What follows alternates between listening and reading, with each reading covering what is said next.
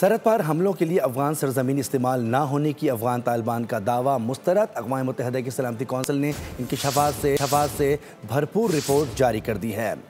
Report میں کہا گیا کہ داعش خراسان، تحریک طالبان پاکستان اور القاعدہ افغانستان میں سرگرم ہیں۔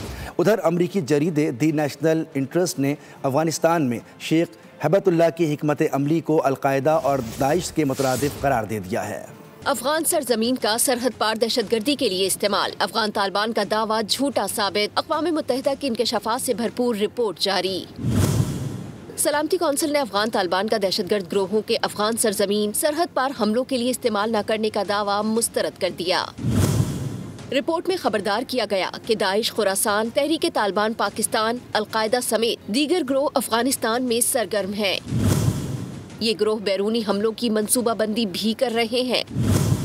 القاعدہ طالبان کے ساتھ قریبی روابط رکھتی ہے۔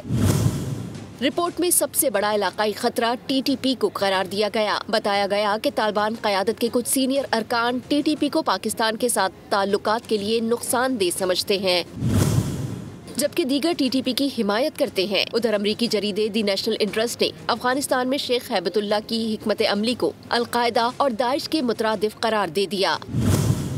شائع رپورٹ میں انکشاف کیا کہ طالبان کے 20 سے زائد علاقائی اور عالمی دہشت گرد تنظیموں سے روابط برقرار ہیں۔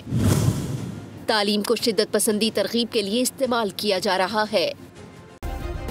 سبسکرائب کریں اور بیل دبائیں تاکہ کوئی خبر رہ نہ جائے۔